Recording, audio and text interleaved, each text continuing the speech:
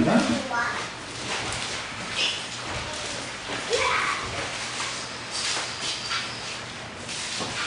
다만 여호와를 거역하지는 말라. 또 그 땅 백성을 두려워하지 말라. 그들은 우리의 먹이라. 그들의 보호자는 그들에게서 떠났고 여호와는 우리와 함께 하시느니라. 그들을 두려워하지 말라 하나. 아멘.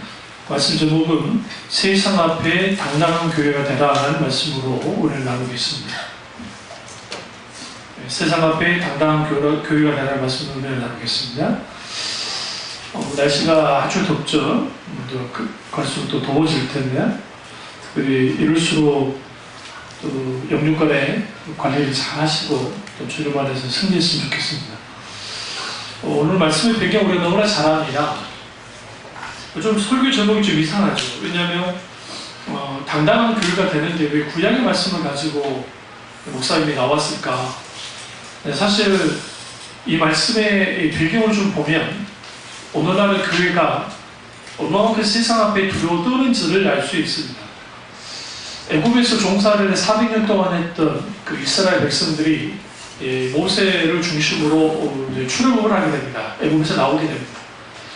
역사 성경에서는 그걸 430년 동안 혹은 450년 만에 이제 이집트를 나왔다고 하는데 그건 뭐 중요한 건 아니고요. 어쨌든 오랜 세월을 이집트에서 종살이 하다가 그들이 나왔습니다. 그리고 지금 이제 그들의 홍해 바다가 건너서 이제 그 애국 군대가 몰살을 당하고, 그리고 그들이 지금의 시나이 반도, 지로 보면 설명해 드려야 되는데, 시나이 반도를 거쳐서 이제 바로 앞에 가데스바네아라는 지역까지 들어옵니다. 이 가데스바네아는 왜 중요하냐면, 이제 가데스바네아가 여기를 딱 넘으면 이제 가나안 땅이에요. 바로 앞에 이제 목전에 두고 있었습니다. 그리고 이제 정탐꾼들, 12정탐꾼들을 가나안 땅에 보냅니다. 그러다 정탐꾼이 돌아와서 그들의 보고 속에서 너무나 충격적인 보고를 받는 겁니다. 그러니까 정말 적과 꿀이 오는 땅이고, 정말 거기에 있는 뭐 과일들이라든지 포도라든지 그걸 가지고 와서 정말 대단하다고 그렇게 했지만 그들의 보고는 아주 실망스러웠습니다. 그 이유는 아낙 자손이라는 자손이 있는데 그들은 네피림 같고 너무 장대해서 우리가 싸워서 이길 수 없다라고 그들이 보고를 합니다.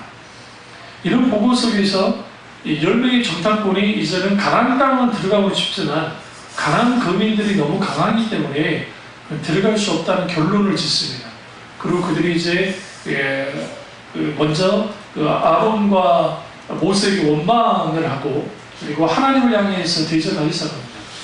심지어는 아론과 모세에게 이제 적대 행위까지 하려는 상황이 되자 2명의 정탐꾼 같이 갔던 여호수아와 갈렙이 이제 이런 상황에서 나섭니다.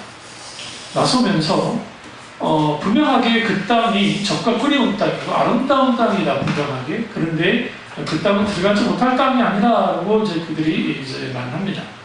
그리고 본문 말씀처럼 그들은 우리의 먹이다라는 표현을 쓰고, 10명의 정탐꾼은 우리는 그들에게 메뚜기 같다라고 했습니다. 여러분 메뚜기 잡아보셨어요? 메뚜기는 저항하지 못합니다. 도망치기 바쁘죠. 요치는 좀 다릅니다. 요치는 잘못 잡으면 물어요. 굉장히 아파요. 가장 아픈 것은 사마귀예요. 사마귀는 그 턱이 여러분 상상 초월합니다. 우리 어렸을 때 인类사마귀 자주 낳잖아요. 저도 낳았었거든요. 그게 왜 그러냐면 우리가 자랄 때 영양 불급이 별로 안 좋았던 거예요. 그러니까 이 사마귀라는 이런 게 후중국적으로 나타나는 거예요. 요즘에도 사마귀 보셨어요? 거의 없죠. 잘 생각해보세요. 그게 우리 때는 흔했다는 거예요. 거줌도 흔했고, 또 그 이런데 막 뭐 나잖아요. 그 뭐 여기다 공고 같은 거 바로 보냈잖아요. 그랬는데 그 사마귀를 잡아가지고 사마귀를 뜯어먹게 하면 놀랍게도 해요. 그 사마귀에게 난 게 그게 좀 강해요. 근데 그걸 뜯어요. 그만큼 강합니다. 근데 메뚜기는요, 도망치는 바빠요. 못 잡은 게 바빠요. 얘들도 다 잡을 수 있어요. 빠르게 막 날아가니까 그렇지. 그만큼 이스라엘 백성들이 자기 자신들을 가나안 땅에 있는 사람들에게 비유하기로 우리는 메뚜기 같고 그들은 사람 같다. 그러니까 거인이다. 그래서 우리는 이길 수 없다라고 이제 말합니다. 오늘날의 교회도 이렇게 한없이 초라해져 버렸습니다. 더 이상 교회는 세상에 대하여 강력한 영향력을 끼치지 못합니다. 물론 이제는 한국에 있는 거대한 교회들은 정치적으로나 그 다음에 경제적으로나 또 실질적인 어떤 기득권을 많이 갖고 있기 때문에 그 지역에서 상당한 영향력을 끼치긴 합니다. 그럼에도 불구하고 어떤 영향력은 사라졌냐면 그 영적인 영향력, 복음의 영향력은 사라져버렸습니다. 이게 오늘날의 가슴 아픈 일입니다. 체코 프라하에 가보시면 얀 후스의 동상이 있습니다. 그리고 그 얀 후스가 마틴 루터보다 100년 전에 먼저 종교개혁을 일으켰습니다. 그분의 그러니까 신학자이자 교수였고, 그리고 체코어로 성경을 번역할 만큼 아주 뛰어난 학자였습니다. 그러나 교황이 이제 이런 것에서 그 이단으로 정죄하면서 그를 주교로 작정합니다. 그러다 선조 하나가 보호해 줄 테니까 교황이 이제 그 종교회의 하는 그 재판하는 곳을 가자라고 했고, 그 말을 믿고 따라갔다가 거기서 이제 잡혀고, 후에 지금은 독일적인데요. 그 독일에서 화형당해서 죽습니다. 그걸로 끝나진 않아요. 그걸로 끝나진 않은 게 후수를 따랐던, 양 후수를 따랐던 동지가 23명이 있었는데, 대표가 그 외에도 기독교, 그러니까 개혁신앙을 갖고 있는 사람들이 소수가 있었습니다. 이제 그럼 지금 프라하 성에 가보시면 그 프라하, 그러니까 프라하에 있는 그 성을 가보시면 그 까르교를 지나가지고 성이 크게 있습니다. 위에. 거기서 무슨 일을 저지르느냐, 카톨릭 그 사람들이 던져버렸어요, 성에서. 그러니까 프라하 성이 높습니다. 그 굉장히 벼랑 같아요. 거기서 던지면 사람이 벼랑으로 떨어져 다 죽어요. 던져 죽여버릴 거예요. 야무스의 추종자들요. 그리고 그 중에 한 명이 살아남습니다. 떨어졌는데도 살아남았어요. 한 사람이 살아남아서 같이 한 기독교인들이 그걸 빼내죠. 빼내서 이제 있었던 일들을 다 기록을 하게 되는데, 근데 현재 오늘날의 체코 프라하든지 유럽 일대의 야무스가 기독주의자니까 정말 초라합니다. 가슴 아프고 눈물이 날 만큼 너무 초라해요. 거기에 있는 그 화려한 성당들, 그 어마어마한 큰 성당들을 보면요, 이 사람들이 가득가득하는데, 그 야누스의 베들레헴 카펠이라고 하는 그 베들레헴 예배당인데 사람 못 주가 있어요. 바로 옆에 숯집 있어요, 숯집. 입구에 바로 숯집이 있고 막 그래요. 그러면서 전혀 사람들이 찾지 않는. 그런데 또 웃긴 거는 그 나라의 영웅이에요. 또 체코의 영웅이긴 한데 잊혀져 버린 영웅처럼. 그리고 체코 안에 사실 체코가 독일하고 가까이 있기 때문에 종교개혁 이후에, 마틴 루터 이후에 체코에도 수많은 기독교인들이, 그러니까 개혁교인들이 있었어요. 사실. 후에 그 개혁교인들이 이제 100년이 지나고 난 다음에 17세기에, 그러니까 우리는 1600 몇 년인데 17세기에 그들이 그 반란을 일으켜서 카톨릭 세력을 몰아냅니다. 그럼 했던 짓이 뭔지 아세요? 거기 궁정 대신들을 그 똑같이 프라하성에서 던져버렸어요. 세력. 그러면 안 되는데. 결국 다시 되어퍼지고 그런 역사적인 비극이 있는 곳이 프라하입니다. 근데 우리가 여기서 뭘 말씀드리려고 하냐면, 살아있는 그날 신앙들이, 개혁신앙들이, 그리고 야누슈의 정말 죽음을 불사한, 여러분 그 고문기구를 고문기구를 보시면 얼마나 고문을 해냈는지, 저나 여러분 같으면 그냥 인정할 것 같아요. 고문해도 굴하지 않았어요. 그 고문의 처참함은 상상을 초월합니다. 그 프랑스 안에 고문하는 현장이 있는데, 근데 그걸 견딘 거예요. 뭐 때문에? 복음 때문에. 그리고 이 푸스는 죽었어요? 그리고 끝났다고 생각하세요? 그리고 100년 후에 마틴 루터가 나타납니다. 야누스가 죽기 전에 화형당하기 전에 이런 말하고 죽습니다. 내가 100년 후에 나보다 더한 놈이 나타날 거예요. 실제로 야누스보다 더한 사람이 나타났어요. 그 사람이 마틴 루터. 마틴 루터도 똑같이 종교 재판에 회부돼서 이제 교황이 주지 않을까, 교황이 보낸 그러니까 이제 마녀 재판이죠. 그게 참여해요. 사람들이 다 말렸어요. 보헤미아의 야누스가 그러다가 잡혀가지고 화양당에 죽었지 않냐? 너도 죽고 싶냐? 그래서 고민이 빠져서 루터 목사님이 이제 기도한 거예요. 하나님 어떻게 해야 됩니까? 마음 한켠에는 가고 싶지 않아요. 가면 죽을 것 같아요. 근데 결단하고 갑니다. 똑같은 길을 갔어요. 이번에는 뭐가 달라냐면 동굴에 그 용주 하나가 아주 강력하게 적혔습니다. 루터를. 그래서 중간에 빼돌려요.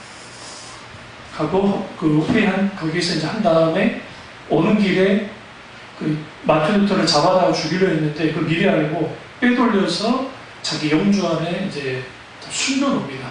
그러면서 루터가 한 게 뭐냐면 그때 독일어를 영어로 그러니까 라틴어 성경을 독일어로 번역을 해요.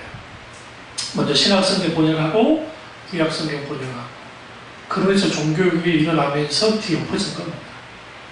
그래서 유럽 사회가 복음으로 강력한 하나님의 십자가의 복음으로 다시 섰습니다. 그러나 종교개혁이 일어난 지 얼마 되지 않아서 약 한 100년도 되지 않고 뭐 50년도부터 삐걱거리기 시작했지만 100년도 되지 않았어 무너지기 시작했습니다.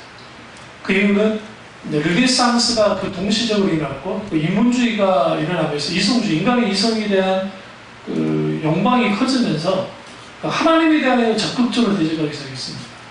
그리고 세상과 발맞춘 교회들은 다 무너졌어요. 여러분 카톨릭 착각하지 마십시오. 여러분 생각할 때 카톨릭 세가 큰 거는 사실인데 과거처럼 그러지 않아요. 그러니까 이탈리아에서 카톨릭 미사를 이탈리아 사람들을 조사해보면 90몇 프로가 카톨릭 신자라고 그래요. 그런데 미사는 어떻게 되느냐 20%도 안 돼요. 20%도 안 된다. 프랑스는 아예 그냥 카톨릭, 스페인도 그런 것 같지만 아예 거의 성당들은 무엇으로 유전하냐면 그 사람들 관광 와서 막 돈 거기다 막 저기 입장료 되잖아요. 그걸로 다 유지하는 거예요. 사실상 다 죽었어요. 그나마 카톨릭세가 강한 데가 한국하고 필리핀 그리고 그 남미. 근데 그 남미도 지금 어떻게 바뀌어졌냐면 개신교 중에 오순절 운동이 일어나면서 오순절 운동과 그다음에 토착 신앙과 그리고 번영주의가 합세해가지고 뭘 뒤집어놨냐면 남미를 뒤집어놨어요. 그래서 남미의 상당수 카톨릭 신자들이 오순절 계통의 은사주의 교회로 개종을 엄청나게 하고 있어요. 이걸 좋아해야 될지 싫어야 될지 모르겠습니다만 어쨌든 그런 일이 벌어지고 있습니다. 그러면 오늘날 우리의 세상 앞에 하나없이 초라한 교회가 됐습니다. 그러다 보니까 복음의 담대함이 사라졌어요. 여러분 거리를 지나다 보면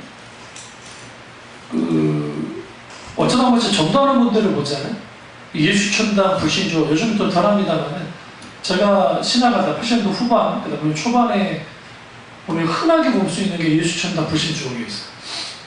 그리고 전도지 많이 돌리고 전도 많이 했습니다.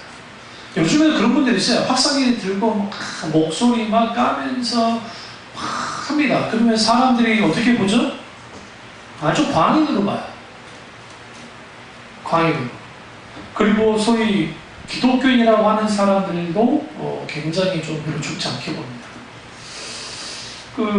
이제 저는 뭐 거리를 가다 보면 전도조를 주는데 잘못 배운 거예요, 이 사람들이.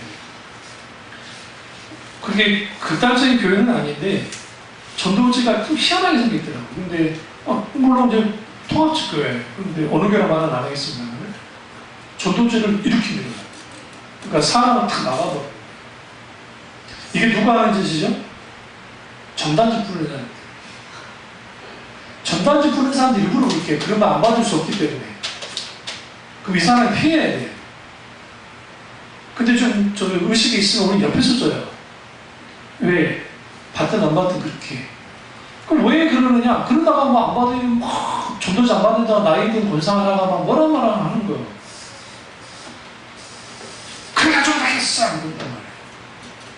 그게 복음의 열정에서 나온 것인가 아니면 자기의 종교심에서 나온 것인가 좀 생각해 봐야 돼요. 물론 근데 요즘에는요 그 전도 그 사람들이 막 나와서 하는 거 물론 교회 봉사를 해서 나오기도 하지만 교회에서 돈을 주기도 합니다. 이게 정말 불행한 거예요. 그러니까 전도비란 목록하에서 등록을 하면 돈을 얼마 주는 그런 행위가 과거 제가 신학생 때는 더 심했고 오늘날에도 그런 일들이 벌어지고 있어요. 여기 가까운 여기 큰 교회도 그런 교회가 있고 그러면서 전도한다 뭐 한다 하는데 교회 영향력은 계속적으로 적어지고 신앙의 어떤 신자들의 담대함이 사라지기 시작합니다. 근데 왜 이런 일들이 벌어질까? 우리 안에 아름다우신 하나님을 경험하지 못하고 지혜롭고 능력이 많으신 그 하나님을 우리가 알고 사랑하는 일들이 사라지기 시작하니까 이제는 뭐냐? 내 안에 계신 분이 별게 아닙니까? 응? 세상 앞에 아무것도 아닌 거예요. 교회가 혹은 목사가 물질 논리로 움직이기 시작하면 그럼 교회는 세상 집단과 다를 바 없이 됩니다. 그러다 보니까 이제는 복음이 자리 잡아야 될 곳에 뭐가 자리 잡기 시작하냐면 세상 방법, 세상 프로그램, 세상 방식들이 들어오기 시작했습니다. 여과 없이 그 대표적인 게 지교회라는 행적입니다. 초대형 교회들이 지교회를 했습니다. 그래서 마치 은행이 이게 이제 여의도 있는 교회가 제일 먼저 시작했는데 그때 당시 재정장이었던 그 장로님이 이제 은행장이었어요. 근데 교회 시스템을 이제 목사님이 좀 바꿔야 되겠다. 너무 커져서. 그래서 거기에서 나온 아이디어가 뭐냐면 일종의 지교예요. 그래서 지교 문어발식으로 마치 우리가 잘 아는 재벌이 여러 기업을 거느리듯이 그렇게 한 겁니다. 여기는 교회는 얼마나 영향이 크냐면 지방에 광주부터 시작해서 지방에 있는 교회들이 다 그 이름을 실제 그 영향권 안에 들어가도록 후에 이제 은퇴하시면서 거기는 다 독립했지만 아직도 직할성전이라고 하는 데는 아직까지도 좀 지배를 하고 있어요. 이런 일을 지금 포도나무 교회도 하고 있기 때문에 제가 그걸 굉장히 좋지 않게 봅니다. 솔직히 말씀드립니다. 그런 인간적인 방법입니다. 그럴 수 없습니다. 왜 그런 일을 하느냐? 나 아니면 안 된다고 생각하기 때문에. 그러니까 나의 설교, 우리 교회에 있는 어떤 그런 것들이 아니면 안 된다고 생각하기 때문에. 그러니까 당연히 차세대에 뭐가 나오지 않냐면 지도자가 나오지 않습니다. 그러니까 한국교회 위기는 어떤 위기냐면 후배들을 키우지 않으셨어요. 그러니까 지금 굉장히 한 시대에 사용했던 하나님의 사용했던 목사님들 많으십니까? 뭐 신영규 목사님, 뭐 어쨌든 그분들이 뭐 장점과 단점 다 있으시니까 어쨌든 장로교, 감리교 뭐 다 할 것 없이 그런 분들이 후계자를 잘 세우지 못했어요. 그 존경받는 한경주 목사님도 좀 좋은 목사님들을 초빙을 했지만 그러나 그 장로들 등살에 그 목사님들이 견지지 못하고 많이 이제 그랬던 것을 보게 되었는데 한국교회는 끊어졌어요. 이웃이. 그러다 보니까 나타나는 현상이 뭐냐면 외국에서 학위를 받은 목사님들 그리고 외국에서 목회하는 목사님들을 초등교육 다 출근하는 거예요. 일단 영어를 잘하잖아요. 또 진짜 학습원이 좋잖아요. 그러니까 따지지 않고 그렇게 불러들이는 거예요. 이 일을 누가 했느냐? 영국교회가 가장 먼저 했어요. 영국교회. 영국교회가 어떻게 했느냐? 부흥이 있을 때 목사님들은 학벌들이 좀 좋지 않았어요. 찰스 스폴저 목사님도 고등학교밖에 안 나오는데 그 시대에 강력히 영향을 끼쳤던 분이에요. 그리고 하나님은 귀하게 사랑하셨다. 뒤에 모델은 초등학교도 나오지 못했어요. 근데 하나님 한 시대에 있었잖아요.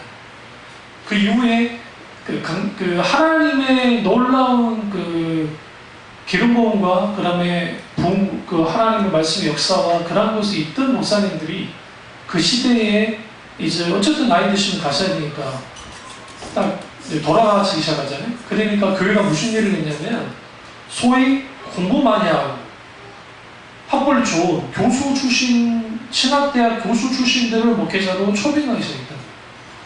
한국교회가 똑같이 그렇게 했어요. 그게 20년 전에 있었던 일이에요. 그 시점으로 막 은퇴들 하시기 때문에, 목사님들. 그리고 한국교회 채워졌어요. 그 전에 있던 그 목사님들만큼 맞지 못해요? 전혀 영향을 끼치지 못해요. 왜? 학벌만 있거든요. 그게 실질적인 소위 말하는, 영성이라는 단어를 별로 좋아하지는 않지만, 그 영성이 갖춰있지 않는 사람들. 그러니까 세련은 정말 세련됐어요. 왜 세련될 수밖에 없냐면 미국식 사고방식을 가지고 미국식 목회를 하기 때문에 아주 세련되긴 있지만 거기에 뭐가 사라져 있냐면 그 복음의 핵심이라고 하는 그 강한 하나님의 말씀이 있는 그대로 선포되어지고 그게 성령의 기름과 임재와 성령의 역사가 나타나는 교회가 되지 못하기 시작했던 거예요. 그럼 왜 그런 일들이 벌어졌느냐? 그건 당연합니다. 왜 그러냐면 세상과 짝하기 때문에. 그러니까 교회가 세상화 되면 교회는 세상 앞에 당당할 수 없습니다. 왜냐하면 교회나 세상은 똑같으니까. 예. 우리 성경 좀 찾을까요? 다시 한번 찾겠습니다. 우리가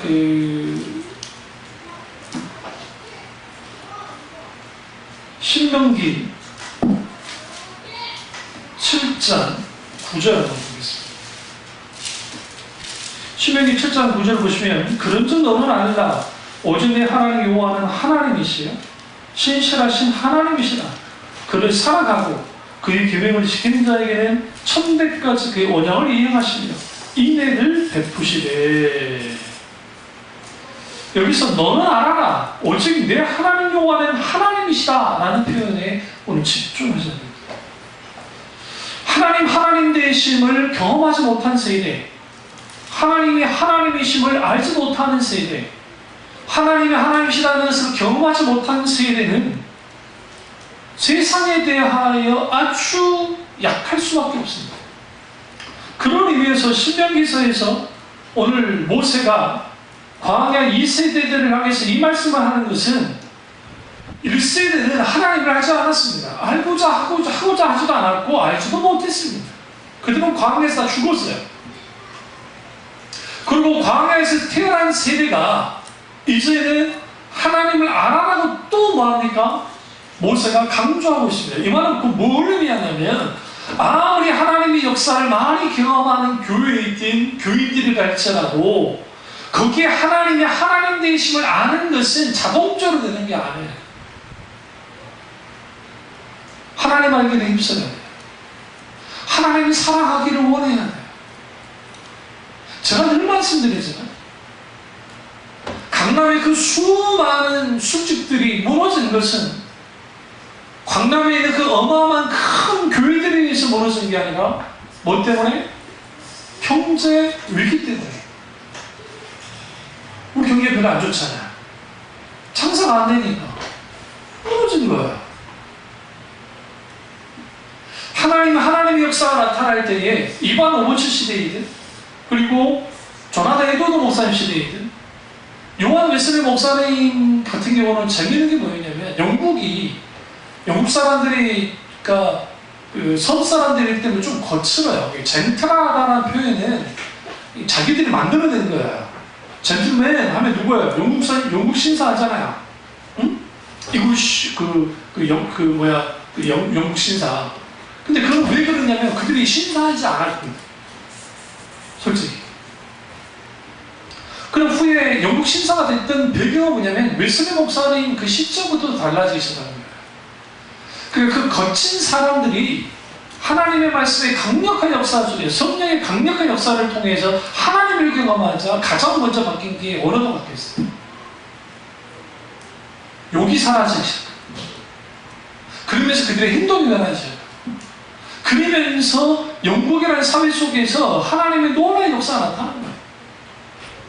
오늘날도 우리에게 왜 이 시대에 교회가 이렇게까지 힘에 빠져버렸을까? 힘을 잃어버렸을까? 첫 번째 이유는 복음의 능력을 상실했기 때문이었습니다. 왜 복음의 능력을 상실했느냐? 교회에서의 선포되는 설교가 십자가의 복음은 온데가도 없고 회개에 대한 설교도 없고 지옥이라는 설교도 사라지고 천국이라는 설교가 사라져버리고 이제는 모든 설교가 어디를 향하냐면 어떻게 하면 잘 살고 어떻게 하면 부자가 되고 어떻게 하면 잘 누리며 살 수 있고 어떻게 하면 안락한 삶을 살 수 있을까? 그것을 보장해 주는 교회가 됐단 말이에요. 복음의 능력을 왜 상실하냐? 사도 바울이 이렇게 말합니다. 말의 지혜와 그리고 세상 것을 가져갈 때 복음은 땅에 떨어집니다. 힘이 없어져요. 그러니까 결국은 십자가의 복음, 성령의 나타남과 성령의 능력을 통해서 십자가의 복음이 있는 그대로 선포될 때 거기에 하나님의 능력이 나타나요. 그러나 오늘날에는 그 능력이 어떻게 바뀌어져 있냐면 돈의 능력이, 사람의 능력이 모든 것을 감당하기 시작합니다. 그래서 교회마다 뭘 자랑하냐면 우리 담임 목사님이 박사학위를 받아서 우리 담임 목사님 너무너무 잘생겨서 우리 담임 목사님이 인격이 고매해 우리 담임 목사님 교수 출신이야 우리 교회의 대통령이라뇨 우리 교회의 장로 검사 출신 그 장로님들이 검사 변호사 또 대기업 총수 회장님 아니면 잘나가는 누구 권사님 누구 이렇게 잘해요. 우리 교회는 이렇기 때문에 얼마나 대단한 교회냐. 사도 바울이 배설물로 여겼던 것들을 자랑하는 게 오늘날 교회가 됐습니다. 그 교회가 어떤 교회였습니까? 성경에 라오디게아 교회. 라오디게아가 우리는 부자다, 우리는 부유하다라고 했어요. 성경에 보시면. 그러나 예수는 뭐라 합니까? 너희는 부자가 아니고 너희는 지극히 가난하다. 너희는 소경되었기 때문에 너희는 한양을 사서라도 반나나 주는 말씀입니다.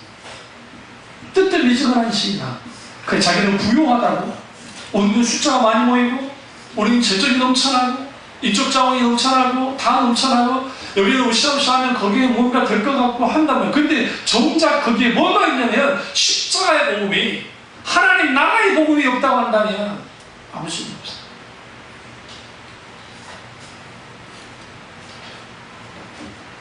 세상 앞에 당당하지 못한 교회 왜 당당하지 못해요? 십자가의 복음을 잃어버렸기 때문에 복음의 능력을 잃어버렸기 때문에 두 번째 하나님의 임재가 거둬졌기 때문에 세상 앞에 당당하지 못합니다.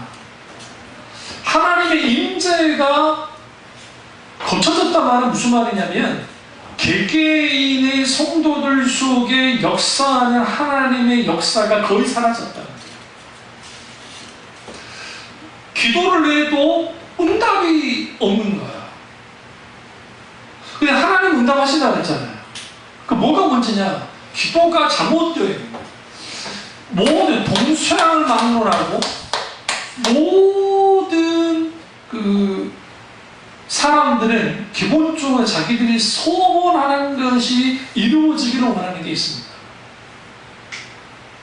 그래서 우리 불교 송리산에 있는 와불산인가요? 거기에 발바닥이 어딘가가 막 매끌매끌해요. 사람 하도 만져가지고 그가 아들 낳는다 그래가지고 그 부분만 매끌매끌해요. 근데 어디에요? 저기 바티칸 성당에 성 베드로 성당 베드로 성당에 거기도 반질반질하는 곳이 있어요. 거기도 만져보고 싶다. 왜 그러느냐? 그거 하면 병 고침받고 그거 하면 복받고 적어도 내게 뭐가 일어나지 않는다? 좋은 일이 일어날 거야 라고 생각하면 그 앞에서만 절을 하고 기도하는 거예요. 왜 사람들이 그럴까요? 그것은 기본적인 인간이 갖고 있는 종교심입니다. 히노에라. 그러니까 우리는 여기에서 우리가 화와 복과 복 사이에서, 내가 화를 입는 것과 복을 받는 것 사이에서 인간은 늘 불안정한 삶을 살아요. 실제로. 그러다 보니까 사람들은 안전해지기를 원해요. 그래서 신에게 기도를 해요. 신에게 간청을 해요. 내게 내게 복은 안 줘도 좋으니까 아프지만 않게 해주세요. 이 정도로 그나마 좀 양심이 있는 사람이고, 아예 아프지 않고 그냥 내게 잘 그냥 해주십시오. 막 그런 거예요. 하나님께 대해 기도하는 오늘날 교인들이 어떻게 하나님께 기도를 하냐면, 너무나 많은 경우에 하나님께 기도할 때 자기가 원하고 소원한 것만을 놓고 기도를 하는 거예요. 이렇게 되면 좋겠습니다. 저렇게 됐으면 좋겠습니다. 라고 기도해요. 하나님의 뜻은 언제나 놓고. 그러다 보니까 하나님의 손만을 구하다 보니까 그 하나님의 손만을 구하는 속에서 뭐가 사라지냐? 하나님을 경험하는 것들이 사라져요. 기도 가운데 하나님이, 물론 이건 있어요. 초신자들이 하나님의 손을 구할 때 하나님을 들어줄 때가 있어요. 하나님의 살기처럼 드러내야 됩니다. 그러나 신앙생활을 오래 했음에도 불구하고 자기 필요만 놓고만 기도를 하는 거예요. 정작 기도는 하나님과 대화인데 하나님과 대화하지 않죠. 누군가 논문을 써보진 않았지만 한국 교인들의 의식조사를 한번 해봤으면 좋겠어요. 어떤 의식을 가지고 신앙생활을 하는지. 나이든 어른들 같은 경우에도요, 기독교인인데도 임신 있잖아요. 집안에 임신하는 사람이 있으면 어디 오지 말라고 그래? 장례식 오지 말라고 그래. 부정 탄다고. 부정 탄다는 것은 애한테 부정이 탄다는 거예요. 근데 여러분, 그런 사상을 기독교인들 갖고 있어요. 이게 아주 잘못된 거예요. 그런 게 어디 있어? 예수 그리스도의 십자가의 죽음 속에서 모든 사망과 저주를 다 담당하셨어요.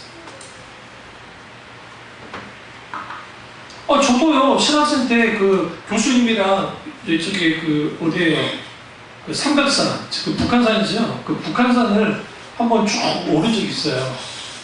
그때 4월 달인가 쭉 올라간 적이 있어요. 신학생 몇 명이 많았어요. 그때 주간에 보면 연주 안에 막 절이 있거든요. 근데 마실 물을 다 먹어가지고 들어가가지고 물도 마셨어요.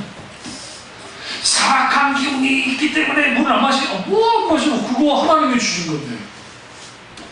여러분, 자유함을 하나님이 창조하셨잖아요. 물론 거기에 지금 절이 있는 것 뿐이에요. 밥 가주시면 밥도 얻어먹을 뻔했어. 하필은 밥 시간이 아니어서 안 먹은 것 뿐이지. 진짜는 자유함인데요. 물론 믿음이 약해서 내가 그걸 먹으면 시험 들을 사람이 있으면 안 하면 돼요. 그게 사도 바울이 말했던 제사 음식에 대한 고린도전서에 말하고 있는 거니까, 그게 아니라고 한다면 또 내가 꺼릴 게 없다. 너무 먹는 거 뭐가 없죠. 그럼 오늘날 하나님의 임재가 사라진 이유는 기본적으로 개인이 하나님의 기도 응답이 사라졌고, 그는 신앙의 왜곡 속에서 나타나는 거예요. 그러니까 잘못된 형태로 하나님을 믿기 때문에 하나님은 자기에게 필요로 하는 것을 주는 열쇠처럼, 소위 말하는 도깨비 마망처럼 생각하는 사람들이 그렇게만 기도를 하는 거예요. 되면 할렐루야, 안 되면 이럴 수 있으니까 하나님, 그렇게 나오는 거예요. 또 하나는 임재가 사라진 이유 중에 가장 근본적인 이유는 뭐냐면, 하나님을 알고 사랑하는 신앙의 본질에서 떠나면 하나님의 임재는 거둬져요. 그게 당연한 거예요. 그러니까 우리는 늘 뭐 해야 되냐면 원천으로 돌아가야 돼요. 이전에 컨퍼런스 했잖아요. 원천으로 돌아가라고. 우리는 계속 원료로 돌아가요. 말씀으로 돌아오고 계속 돌아와야 돼요. 신앙의 본질로 돌아와야 돼요. 돌아오면서 전환하고 수정하고 하면서 신앙이 나가는 거지, 한번 내가 신앙에 발을 붙였다가 쭉 갈 수 있느냐? 그렇지 않아요. 그런 의미에서 우리 가운데 개개인의 성령의 기름 부음이 지금 유지되고 있는지 유지되지 않고 있는지 봐야 돼요. 여러분이나 대부분이 하나님의 음성이 들리지 않는 이유가 뭔지 아세요? 그 이유는 뭐냐면, 기본적으로 하나님과 친밀한 교제가 무너지는 사람들은 절대로 하나님의 음성을 못 들어요. 모든 신앙의 성패는 하나님의 음성을 듣는 데 결정이 돼요. 실제로. 그래서 하나님의 음성은 주로 말씀을 통해 성경 말씀을 통해서 말씀하시지만 다양하게 주님 말씀하신다요. 그 말씀을 듣고 거기에서 반응하는 게 그걸 주님을 알아가는 게 신앙인 거지 그렇지 않거든요. 근데 오늘날은 왜 교회 안에 이렇게 그 세상 앞에 당당하지 못하고 세상 앞에 늘 중독되는 교회가 될 수밖에 없냐면 그 하나님의 임재가 거쳐져 있는데 그 하나님의 임재가 거두어진 이유를 모르는 거야. 이 사실을 잘 알 수 있는 게 어디서 알 수 있냐면 우리 출애굽기에서 딱 보시면 하나님께서 시내산에 올라간 이제 모세에게 강하게 임하십니다. 우리 너무나 잘 알듯이 금송아지 만들어가지고 아론이 거기서 막 춤추고 하다가 하나님이 진노하셔서 그들을 막 멸하라고 하시고 그런 일이 다 벌어지고 난 다음에 이제 하나님이 다시 임하셔서 말씀하기 시작했는데 뭐라고 말씀하시냐면 내가 이제 이 시내산에 내가 너에게 임할 거다. 다 보여줄게. 근데 내가 거룩하기 때문에 너희가 거룩하지 않기 때문에 이 선 안에 들어오면 너희는 다 뭐 할 거다? 죽을 수 있다 라고 하면서 경고합니다. 그래서 주님이 경계선 안으로 들어오지 말라고 하면서 이스라엘 백성들의 진을 뒤로 물러게 합니다. 물러납니다. 그러니까 이스라엘이 시내산을 중심으로 해서 뒤로 살짝 물러납니다. 그리고 이제 하나님께서 모세에게 뭐라고 말씀하시냐면 내가 이제 너희에게 임하겠다라고 말씀하십니다. 그러나 70장로가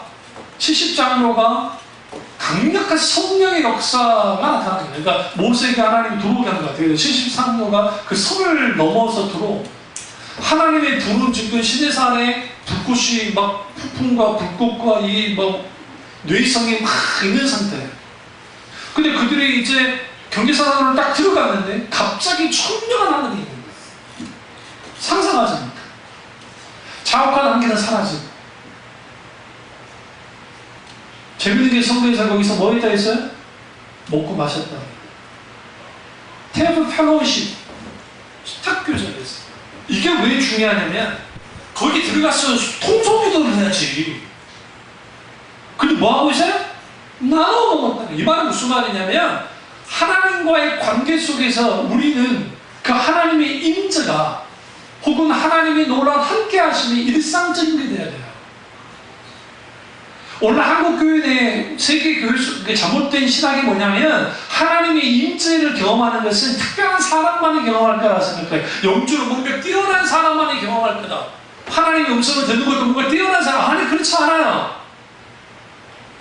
하나님과 친밀한 교제를 계속적으로 하는 사람들 속에는 하나님이 이미 찾아오셨기 때문에 주님과의 친밀한 교제가 일어나요. 당연히 거기에 뭐가 함께 임재가. 하나님의 임재. 하나님의 임재가 없으면 어떤 교회도 당당하지 못해요. 세상은 늘 뭐로 보여요? 아낙자손 혹은 네필림처럼 거대해 보인다. 그러니까 저기 분당에 있는 유명한 이아무개 목사님 교회 부목사가 동성애에 대해서 설교를 하면서 이미 끝났다. 동성애는 대세가 돼버렸고 이제는 그 퀴어 축제할 때 그 건너편에 대한문 앞에 덕수궁 대한문 앞에서 그 목사님들과 막 그분들이 가서 데모하셨잖아요. 기도회도 하시면서 그 꼰대들이 거기서 단식하고 뭐 거기서 한다고 해서 될 것 같냐. 이미 끝나버렸다. 응? 그런 소리를 해버린 거예요. 저도 그거 신랄하게 비판했습니다만 당연히 동영상으로 안 올렸어요. 저를 아시잖아요. 그럼 왜 그 부목사가 그 말을 했느냐? 그 교육이 약 2만여 명이 모이는데 건물을 갖고 있지는 않잖아요. 개인적으로 그 담임 목사님의 그 신앙이나 뭐 설교나 그런 부분에서 저는 뭐 모르시면 그분 자체부터 하나님이 쓰시는 게 있으니까 그렇지만 저는 그분이 저도 신본용주의자라고 생각합니다. 솔직히 본인 아니라 할지 모르지만. 근데 그런 속에서 그런 걸 해버리면 그 부목사가 생각하는 교회가 힘 없다는 거예요. 그 말 맞는 말이야, 어떤 면에서. 왜 그러냐면 교회가 십자가의 복음과 성령의 능력이 없으면 힘이 없어요. 크다고 해서 버텨주는 게 아니야. 유럽의 그 어마어마한 큰 교회, 여러분 저기 그 쾰른, 독일의 쾰른 성당과 그 다음에 그 뭡니까 바티칸에 있는 그 베들레헴 성당과 그리고 그 다른 기타 등등 유럽에 있는 그 어마어마한 큰 성당 많잖아요. 그 성당들을 오늘날의 경제 가치로 한번 지어버리면 얼마나 될 것 같아요? 얼마나 돈이 될 것 같아요?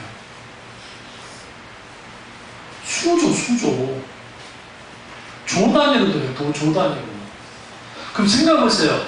지금 우리부터 수백 년 전에 막 그런 성당들을 지었는데 그러니까 우리로부터 수조원이 막 그들에게는 수조원이 아닌가요? 그 시대의 물가와 여러 번 생각해보시면 그것도 기기가 있는 것도 아니고 사람들이 일일이 올려서 다 육체적인 노동을 통해서 이걸 만들어냈잖아요. 우리는 가서 막 우와 하지만 그들이 막 매를 때리고 막 강압적이게 해가지고 그걸 짓겠어요? 종교심이 아니면 어떻게 가능하겠어요? 생각해보세요.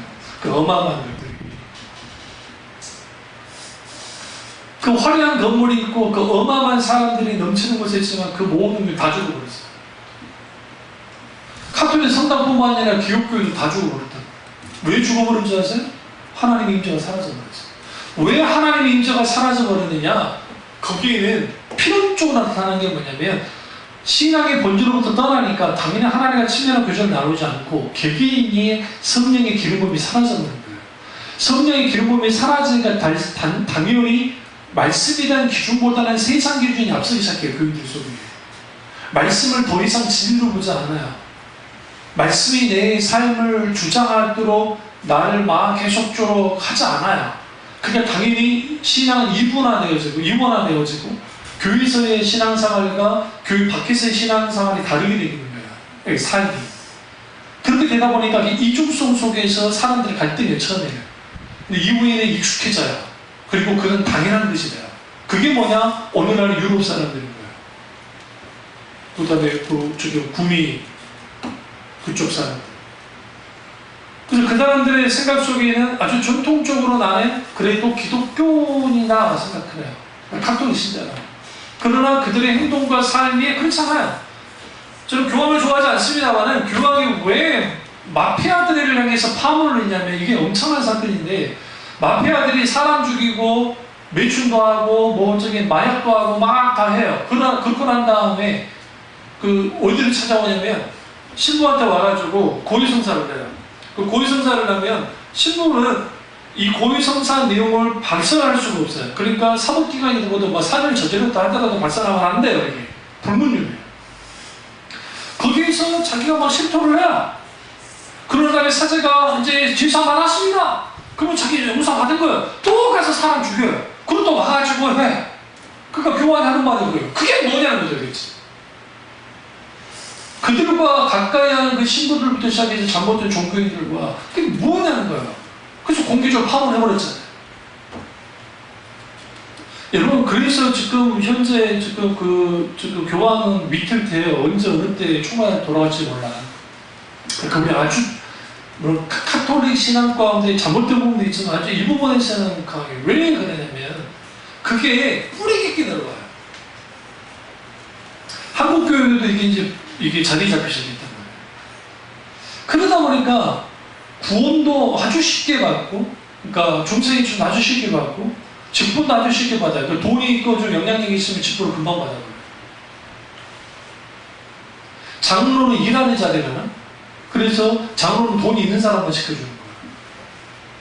그러다 보니까 좀 꽤 큰 교회들은 뭐예요? 자꾸 직분자를 세울 때 장로는 적어도 1억 정도, 적어도 한 3천만 원 이상을 내야 되고, 권사는 그나마 500에서 300 정도, 안수집사는 적어도 1,000만 원 정도를 내야 된다는 게 일종의 그들만의 계획.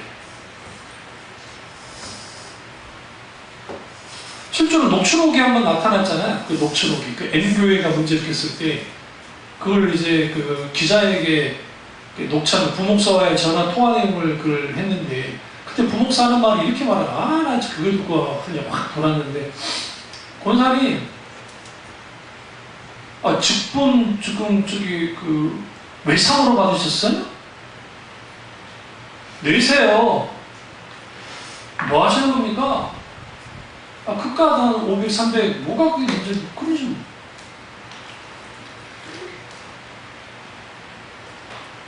그런 밑에서 목회를 배우는 그 부목사들이 나오면 어떻게 하겠어요? 똑같죠? 응? 그렇지 않아요? 내 교회 교인이 결혼식을 해요. 내가 가서 주례를 해요. 담임 목사니까. 근데 거기에 왜 목사한테 아무리 이제 감사해서 뭐 작으면 선물 안 하면 그렇다 치는데 왜 거감이라든지 그걸 왜 줍니까? 여러분 줄 필요가 없어요. 내 교인에게 이름 당연히 하는 건데. 내 교인이 돌아가셨어요. 가서 제가 예를 들어 장례 의식을 치러드려요. 우리 교인이니까. 근데 거기다 대고 왜 목사님 개인적으로 고생하셨다고 목사님 돈 주는 게 그게 어디냐고 그게. 여러분 주고 싶어도 주지 말라고 그냥 헌금을 하든지 하나님께. 근데 이거 안 주면 이거 아주 큽니다. 무슨 자세요? 신방을 가는데 목사님이 이번에도 쭉 신방 갈 텐데 봉투 3개를 주고 가라. 봉투 3개를 준비해라고. 낫고 같이 오는 사람이 있고 2개 준비 안 하면 막 열구성이 달라집니다. 그러면 안 돼요. 왜 그걸 준비해? 우리 교인들 신방을 가는데 우리는 뭐 저기 신방을 안 할까 그러지만 갈 때 그걸 왜 필요해요? 그냥 하나님 앞에 감사한 만큼 그냥 교회에 그냥 헌금하면 돼요. 목사님 따로 뭘 챙겨요, 챙기기. 안 챙기면, 그러니까 제가 부교육자를 한 10년 이상 됐잖아요. 그러니까 별 목사님을 다 만나봐요. 그래서 가면 그 봉투 2개 준비한 데는 갑자기 축복기도가 세죠. 미쉬면 일단 액션 중요하지 않아요. 근데 그거 없잖아요? 기도가 약해져. 그게 정상입니까, 그게? 아주 비정상이지, 그게.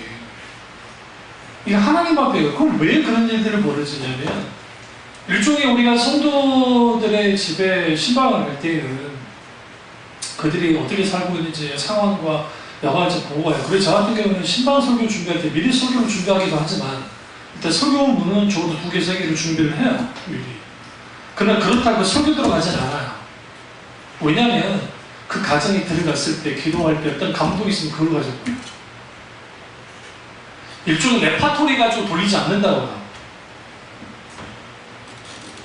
하나님이 원하시는 것에 대한 어떤 민감함 속에서 움직이지 않는데, 오늘날 이제 하나님의 음성을 듣기보다는 인간적인 생각, 계획과 그 모든 걸 다 짜놓고 그 틀 안에서 하나님을 움직여주기를 원해요.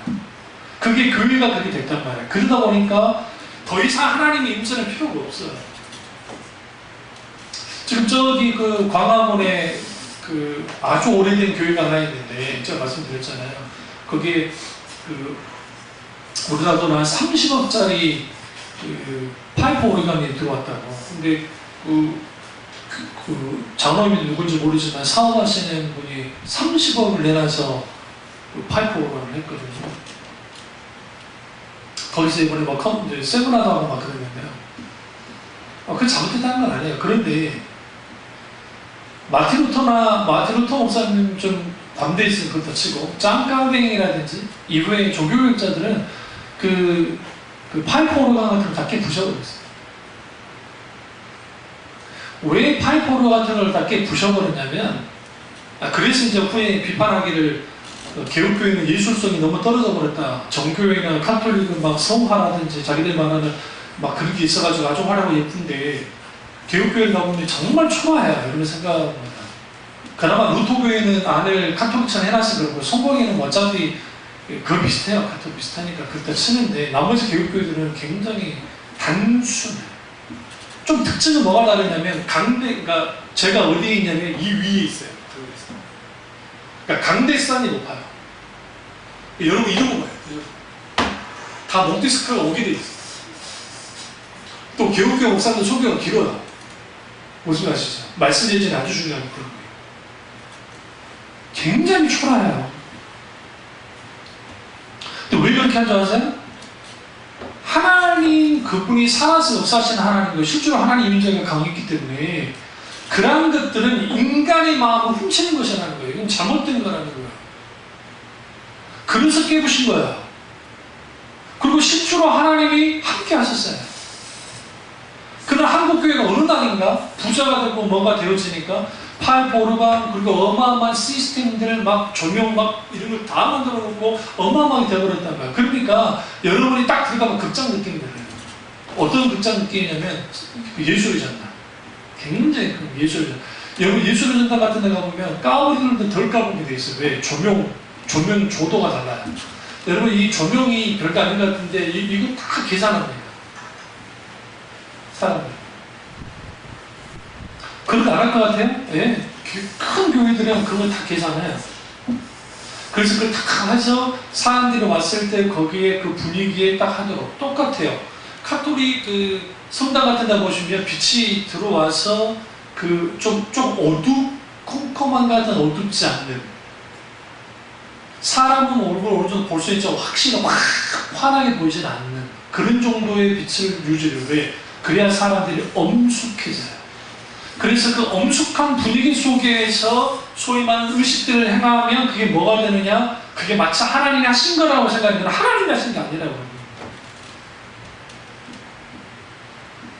우리가 기독교인이니까 그렇지 그 쌍계사의 그 지리산의 밑에 있는 쌍계사에 있거든요. 화엄사뿐만 아니라 화엄사보다 제 생각은 거의 더 클걸요. 그 비슷하겠는데 쌍계사라는 데가 있어요. 우리 안양에 사는 이모집에 제가 놀러 갔을 때 쌍계사 이종 사촌인데 한번 그 이제 그때 당시 그 버스 타고 가가지고 얼마 걸리지도 않아요. 버스가 한 세정거장인가 됐었는데 거기 가서 한번 이제 간 적이 있는데 얼마나 크냐면 그 문 자체가 특별히 굉장히 그 사천왕이 있는 그 통과입니다. 그 여름에 갔었는데 쭉 가면 바람이 얼마나 시원한지 지리산에 들어온 바람이 얼마나 시원한지 그리고 대웅전을 딱 고개를 들어 딱 봤는데 얼마나 큰 줄 아세요? 내가 지금 고개만 들었는데 그럼 내가 만약에 안으로 들어가잖아. 안으로 들어갈 때 완전 상황이 달라져요. 어마어마하게 큰 부처님이 있어요. 부처상들이. 그 앞에서 내가 기독교인이 아니라고 하고 일반이라고 생각할 때 그 앞에서 딱 해서 딱 보기만 해도 그게 압도되게 돼 있어요. 가짜들이 그렇게 해요. 그러니까 오늘날 하나님을 어떻게 만드냐 그렇게 막 가짜로 만드는 거예요. 그 시스티나 성당이 있는데 바티칸 옆에 이제 이렇게 바티칸 성당이 있으면 시스티나 성당 바로 옆에 붙어 있어요. 거기에 여러분 너무나 잘 아는 천지창조 미켈란젤로가 그러는 그 천장벽화 그 있는데 그 시스티나 성당 그 크기가 뭐냐면 그 예루살렘 그 성전 크기예요. 똑같아요. 그 킥으로 만들었어요. 그러니까 그 바티칸 성당에 비해서 시스티나 성당은 아주 조그마해요. 그게 크지 않아요. 천장이 아주 높기 때문에 그나마 그게 굉장히 크게 느껴질 뿐이지 실제적으로 그렇게 크지 않아요. 왜 하나님이 그렇게 만들다고 하는지 아세요? 그러니까 지금 현재 이스라엘 그걸 복원을 해놓으면 우리가 생각하듯이 막 어마어마하게 큰 그런 성전이 아니에요. 하늘과 땅을 창조하신 하나님인데 하나님께서 직접 설계하게 만들었잖아요. 왜 그러느냐? 하나님은 건물을 통해서 그림을 통해서 어떤 것을 통해서 자신을 드러내잖아요. 오직 하나님 말씀을 통해서 그분의 인격지신 하나님 직접 찾아오셔서 말을 거신다. 그냥 하나님을 어떻게 만들었냐? 우상들처럼 만든다. 근데 그게 오늘날의 교회마다 그 어떤 프로그램과 어떤 여러 것을 통해서 그걸 만들어내버렸어요. 구현을 해버렸어요. 이제 현대적으로. 그러니까 그런 곳에 가면 마치 하나님이 계신 것 같아. 그리고 정말 그 어마어마한 분위기. 근데 그런 분위기는 여러분 늘 말씀드리지만 세종문화회관만 가도 그리고 어느 그 어떤 그런 데만 가도 그런 느낌들을 받아요. 건물이 주는 앞도 안 되는 느낌. 그리고 온갖 프로그램이 거기서 작동합니다. 그렇게 되면 무슨 일이 벌어지냐? 하나님께서 개입하실 수 있는 하나님이 역사할 수 있는 무대가 작아지기 시작해요. 지난주에 그 허신 예배 드릴 때 우리 애들 놓고 안수기도를 하는데 그걸 제가 뭐 계획한 것도 없고 아예 없었어요. 그냥 하나님이 찬양하는데 너무 감동하시니까 나가서 그때 하나님 많이 만졌어요. 그럼 왜 제가 그걸 했느냐? 거기에 순종하는 거야. 주님 앞에. 그래야 하나님이 임재하세요. 그래야 하나님 만져요. 그런 의미에서 우리는 분명하게 뭘 알아야 되냐면 왜 오늘날 교회가 세상 앞에 서로 당당하지 못할까? 야하루스는 당당했습니다. 그를 따르는 사람들도 다 던져서 죽고 그 성에서 던져서 초막에서 죽는 그 죽음이 여러분 생각할 때 개죽음 아닙니까? 얼마나 그것도 그냥 죽인 거 아니에요. 그 고문 있는 고문 다 해놓고 그 다음에 던져 주겠어요. 보라는 거지. 실제로 그 야누스가 그 남겨놓은 그 글을 보시면 그 고문 장면에 대한 그런 것들이 있는데 여러분 보시면 눈도 못 봐요. 그만큼 카톨릭이 장애예요. 그래서 그 전 세계 이 공인 교실이 어디부터 나왔을까 할 때 이그나티스 로욜라 예수회 거기로부터 나왔어요. 사실 뭐 그 전에도 있었죠. 엄청난 공인 교실 그게 다 퍼진 거예요. 그게 일본 놈들이 지금 그 러시아의 그 짜는 그쪽에 고문 기술을 그대로 배워서 그대로 우리한테 있고 우리 고문 기술자들이 똑같이 가르쳤어요. 근데 그 원류를 쭉 올라가 보면 그 종교 그 마녀 사냥과 밀접한 영향이 있어요. 서로 영향을 주고. 근데 야누스요 얼마나 당당해져. 제가 그걸 보면서 제가 나의 초라함을 느꼈어요. 내가 만약에 야누스 목사님 같았으면 견뎠을까? 못 견뎠을 겁니다. 이렇게 기도했을 것 같아요. 하나님 빨리 죽여달라고. 나를 죽여주십시오. 근데 보헤미아에 강력한 진리의 빛이 되니까 이후에 이 지금의 보헤미아 지역이 그 당시 개혁교인들이 불같이 일어납니다. 그러면서 그게 달라진 거예요. 그래서 우리가 오늘날 그 동성애 설교를 했던 그 부목사님은 현실 인식은 잘했을지 모르지만 그분 안에 십자가의 복음이 있다고 한다면 잘 들으세요? 교회의 99.9%가 다 사라져요. 0.0001%의 한 사람이 복음 안에서 진리 안에 서버리잖아요. 뒤엎어요. 세상. 이게 하나님의 방법. 이거는 그 토인비가 크리스찬인데 토인비든 EH 카든 뭐 기타 등등 역사학자들이 쭉 들여다볼 때 그때 토인비가 했던 말이 세상은 결코 이 다수에 의해서 움직이지 않고 creative minority 창조적인 소수에서 움직였다. 그 창조적인 소수가 누구냐? 예수님이 흩어지세요. 그들은 소수있잖아요. 복음의 확산이 세상을 뒤엎어버렸던 것처럼 하나님이 필요로 하는 사람은 몇 명이에요? 한 명이에요. 한 시대에 어떤 한 사람이 나와서 그 사람을 통해서 하나님이 시대를 뒤엎어버립니다. 그래서 우리에게 필요한 게 뭐냐면 내가 신앙생활 하는데 내가 세상에 주눅드는 거야. 내가 좀 못 배워서 주눅들고 내가 좀 남보다 좀 못생겨서 주눅들고 키가 작아서 주눅들고 기타는 것만 그래서 주눅들어요. 그런 삶은 세상이 만드는 기준이에요. 주는 외모로 취하지 않잖아요. 우리 아이들 키울 때 공부 못한다고 하지 말라고요. 여러분 하고 싶으면 통지표를 다 떼고 없애세요.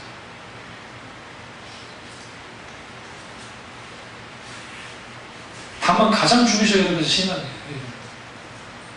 주지시키죠. 왜냐?